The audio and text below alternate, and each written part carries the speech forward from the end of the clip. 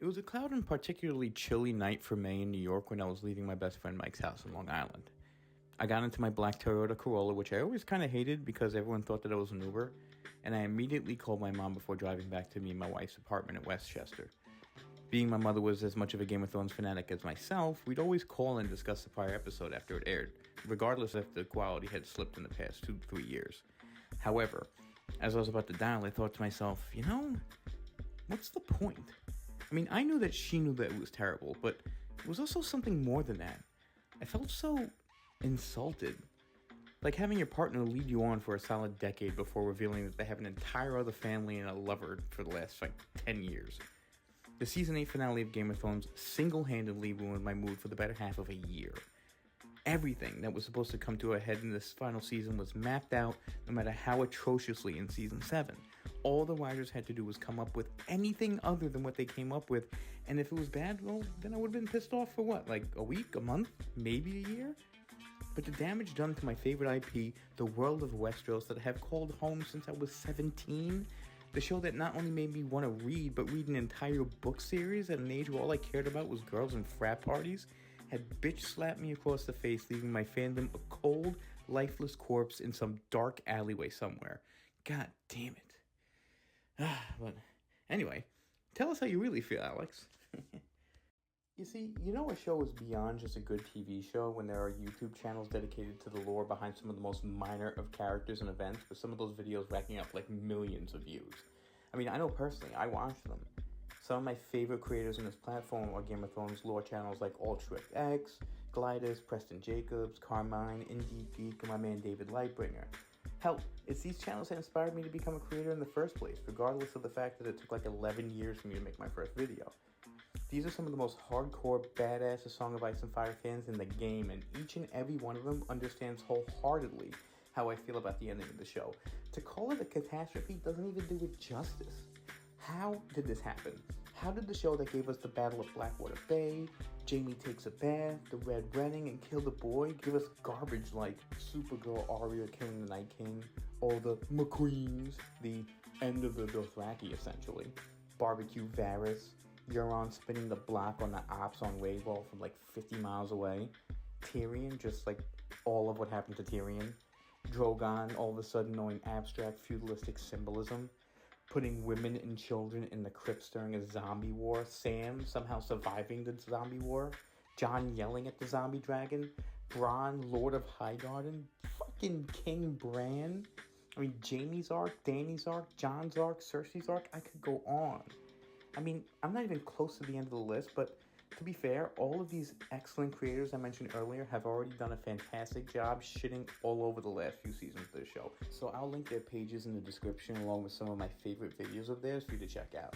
Glidus in particular is a super fun guy to watch. He's a character. Love you, G-Man. So with that being said, I'm going to go off on a tangent regarding 3 plots/characters left out of the show that could have potentially saved the series. Now, I know what you're thinking. Oh God, Muddy, don't start with the books. Half of us haven't even read them, and why would we when this goddamn thing isn't even finished?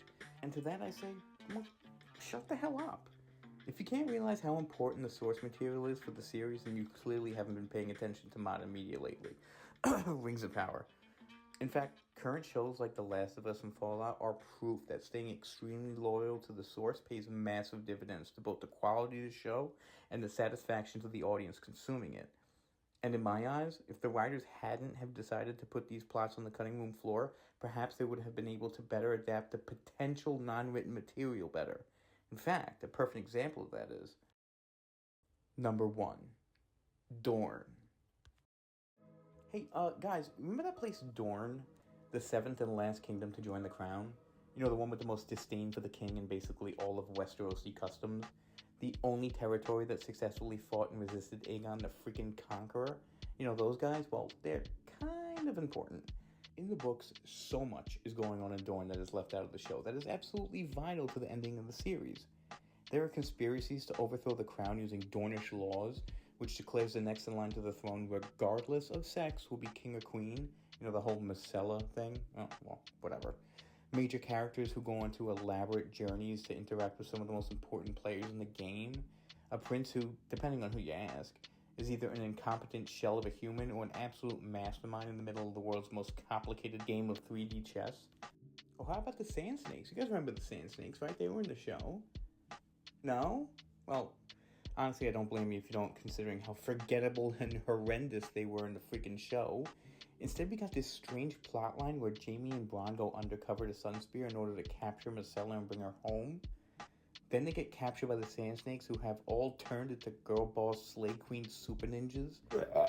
And when confronted, Dorne forgives them and sends Myrcella and Trystane back to King's Landing to live happily ever after. Only to have Myrcella be secretly murdered by Ellaria Sand? And Trystane murdered by the Sand Snakes who somehow snuck on board the ship? Oh, and then Ellaria and the Sand Snake girl bosses kill Prince Durand and his right-hand man Arya Hotar for some reason. All of this is garbage. I mean, seriously, guys, what is this? If I asked my 9-year-old nephew to write a plotline surrounding these characters, whatever misspelled and grammatically incorrect version he would have produced would have been considerably better, Pulitzer Prize Award-winning gold compared to this literal sin put to screen. Take any of the missing Dornish plotlines and insert just one of them into the story instead of this, and I truly believe it could have saved seasons 5 and 6, even with the whole House of Black and White plot sprinkled into each episode like a dash of cyanide in your fruit punch. Personally, I would have loved to see them adapt the Quentyn Martell story because A, it would have served as a fresh insight into Dany and her influence on Slaver's Bay, and B, it would have cemented the fact that Durand isn't just some crippled idiot remaining dormant in the Game of Thrones. It even would have given Dumb and Dumber a chance to show off one of their beloved dragons again during Quentyn's attempt to steal one after his marriage attempt to Dany fails. Like, how cool would that have been adapted to screen? I'd even forgive them for turning Arya Hotar's character into literally Mr. T if they simply would have tried to make Dorne the interesting and super underappreciated powerhouse the books portray them to be. But no, instead we get the Sand Snakes telling Bronn how he needs a bad pussy. Seriously? Fuck you, D&D. Number 2. Stannis. Now, I'll be honest with you. I'm a little partial here, as Stannis is my favorite book and show character for that matter. There's something about a badass, battle-hardened, partially balding British dude that just screams awesome to me. Like Jason Statham or that soccer hooligan from Eurotrip. So when I say that the show absolutely butchered Stannis and the Northern conflict, I get a little pissed off. I will give you, though, the show for about 5 seasons, and 5 is being generous, Stannis was depicted pretty perfectly. His reaction after Joffrey ascends the throne, the Battle of Blackwater Bay, glooming in defeat in Dragonstone, and I'll even give you his attack on the wildlings north of the Wall. All of that is pretty damn impressive. However, one very important scene was cut from the show that should have been added in, and there's no excuse for leaving it out, and that is the Siege of Storm's End. You see, after Ned and Renly's death, Stannis has doubled the size of his army and is an absolute formidable threat to the crown. However, his own castle is now occupied by a Renly loyalist who refuses to open the gates and surrender to him. There's also a bastard of Robert's there named Edric Storm who Stannis wants to use for his king's blood. I mean, the show replaces his plot with Gendry, which is okay, it wasn't terrible, but whatever. But the point is that nobody would take Stannis seriously if he couldn't even take his own home back, so something must be done about it. An old knight by the name of Sir Courtney Penrose was this proverbial thorn in Stannis' side who elected that they fight one-on-one to determine the fate of Storm's End. But Stannis is smarter than that, knowing that he has triple the size of the forces as this guy, and he refuses, not wanting to deplete his own forces. So what does he do? Well, he makes another Shadow Demon baby with Melisandre, and that's what kills Sir Courtney. But more importantly, this second demon baby completely withers down Stannis to a crazy degree, so much so that he looks literally 10 years older seemingly overnight. But more importantly, this scene shows that Stannis is very calculated with a set of codes that he cannot and will not shy away from. Am I annoyed that they left this out of the show? Well, yes, but it's certainly not that much of an atrocity than the handling of his march on Winterfell. Now that is just terrible. You see, in the book, Stannis is camped a few miles away from the Boltons in a tower when he captures and interrogates Theon of all people while he's trying to escape. Are his people dying of starvation, deserting like they are in the show? Well, yes, but Stannis remains hardened by this, still promising a victory. In fact, he is so on the ball that he manages to sniff out a few traitors in his ranks and summons them to the tower where he executes them on the spot. And even more importantly is that he's noticing a divide between the Lords supporting the Boltons and the Lords still loyal to the Stark family inside of Winterfell. Before being camped at the Tower, Stannis sends Davos to White Harbor to treat with Lord Wyman Manderley on his behalf, as well as 2 other loyal men south to treat with the other houses. You see, Stannis isn't some dummy like he is at this point in the show. He knows that most of the major houses favor the Starks over the Boltons, despite a few minor ones looking to take advantage of them no longer being in power. But the major houses in the north, those are the ones that won't budge from their loyalty, especially to a house infamous for filleting their enemies and wearing their skins as cloaks. There's a whole theory around this called the Grand Northern Conspiracy, which you definitely have to check out. Alt Shrift X does a fantastic video on this, which seems to be a pretty concrete reality in the books also, but instead of going with this, the show has Stannis march on Winterfell with like 3/4 of his army gone in the middle of a blizzard, and isn't even an attack formation when all the houses in Winterfell attack them. I mean, my God. It's just such bad writing and insulting to one of the greatest characters in the show. I truly believe that fixing Stannis and the way they handled the politics at Winterfell during the Bolton occupation would have led down a more intriguing plotline instead of Jon leaves the Night's Watch, attacks Ramsay with Sansa's reinforcements, and the 2 live happily ever after. I mean, holy moly, it's just so blatantly obvious that they wanted to write Stannis off as quickly as possible. I mean, during the Battle of the Bastards later on, they don't even treat Rickon's death as a big deal. He was a son of Lord Ned Stark. Like, he gets impaled by an arrow and the camera literally pans to Jon shrugging it off as if an innocent little half-brother of his didn't just die in front of him. It's poor writing and unacceptable. It's action scenes for the sake of just having a freaking action scene, and it turns one of the most complex and interesting story and characters into a freaking Marvel movie. Fuck you.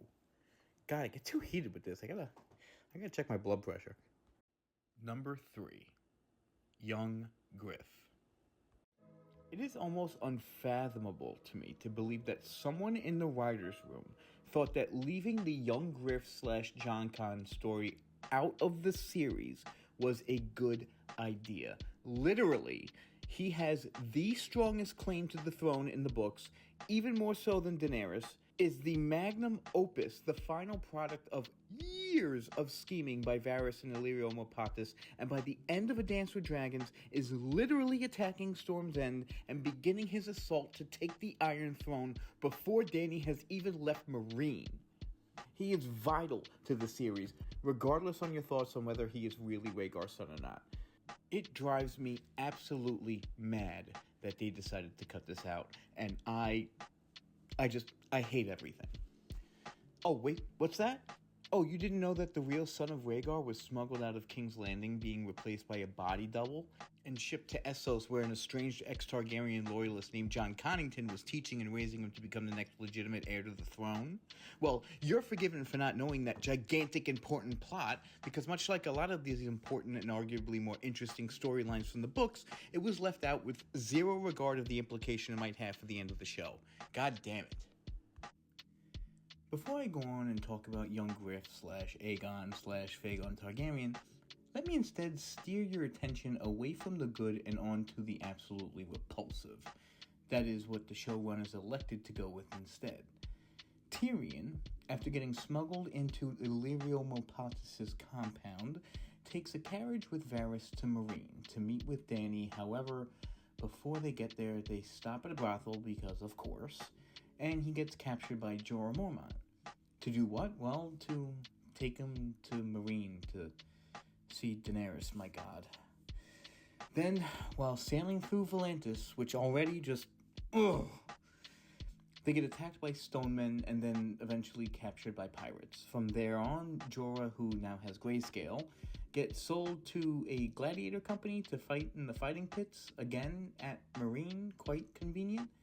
And Tyrion winds up separating from them and making his way to Dany, where, and get this, Tyrion, the son of the man who butchered her niece and nephew, and the brother of the man who killed her father, gets welcomed with open arms, whereas Jorah gets exiled? Like, again? It's, oh my god. Literally, it sounds like the writers were playing Mad Libs, the Game of Thrones edition. Let's see here, Tyrion, Jorah, pirates, and Daenerys. Let's go with those words and see what happens. It's literally offensive. Now, hearing that, let me explain to you what could have and should have been.